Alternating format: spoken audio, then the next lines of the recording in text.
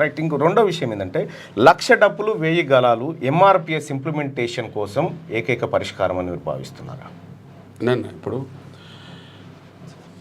ఈ దేశంలో అంబేద్కర్ రాసిన రాజ్యాంగం ప్రకారం మన ఆకాంక్షల్ని ప్రజాస్వామ్యబద్ధంగా శాంతియుతంగా రాజ్యాంగ పరిధిలో వ్యక్తం చేయడమే, అంతే కదా. ఏదైనా మన ఆకాంక్షల్ని మన ఆశయాలని వ్యక్తం చేయడమే.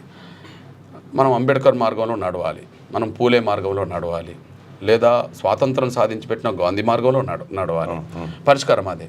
ఇప్పుడు చెప్పండి, ఆకాంక్షను మళ్ళీ ఒకసారి చాటడం కోసం ఏది ఎన్నుకున్నాం? డప్పుని ఎన్నుకున్నాం.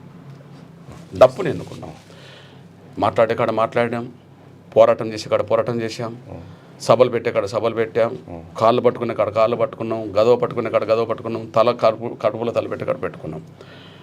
అదే సమయంలో రాష్ట్రంలో ఉద్యమం చేసి కొన్ని సందర్భాల్లో మాదిగ బిడ్డలు జైలు పాలయ్యారు, చచ్చిపోయినరు కూడా.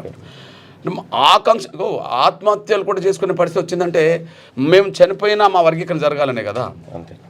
ఇప్పుడు సుప్రీంకోర్టు చీఫ్ జస్టిస్ గౌరవ చంద్రచూడ్ గారి ఆధ్వర్యంలో తీర్పు వచ్చిన తర్వాత కూడా ఇంకా మేము అడ్డుకుంటాం అన్నప్పుడు మా ఆకాంక్ష ప్రపంచం చూడాలి, మా ఆవేదన ప్రపంచం వినాలంటే మా గొంతుతో వినబెట్టలేము, కానీ మా 1,00,000 డప్పులతో ఒక్కసారి హైదరాబాద్ నగరంలో ప్రదర్శిస్తే మా ఆవేదన మా ఆకాంక్ష ప్రభుత్వం ఇంటి కొంత తొందరగా న్యాయం చేస్తుందని, ప్రపంచం ఇంటి మాకు అండగా నిలబడతాయని చెప్పి 1,00,000 డప్పులు అనే ఒక డెమోక్రట్ కార్యక్రమాన్ని ఎన్నుకున్నాం. మనకు భారతదేశంలో ప్రపంచంలో ఎన్నో ఉద్యమాలు జరిగినాయి. అన్ని ఉద్యమాల్లో సాంస్కృతిక సంబంధించిన కార్యక్రమాలన్నీ అంతర్భాగంగా ఉన్నాయి. కానీ ఇప్పుడు ఎంఆర్పిఎస్ ఉద్యమంలో అదే కేంద్ర బిందుగా, అదే ప్రధాన ఉద్యమంగా రేపు జరపబోతున్నాం. 1,00,000 డప్పులను ఒకే చోటికి చేర్చడం అంటే అది అంత చిన్న విషయం కాదు.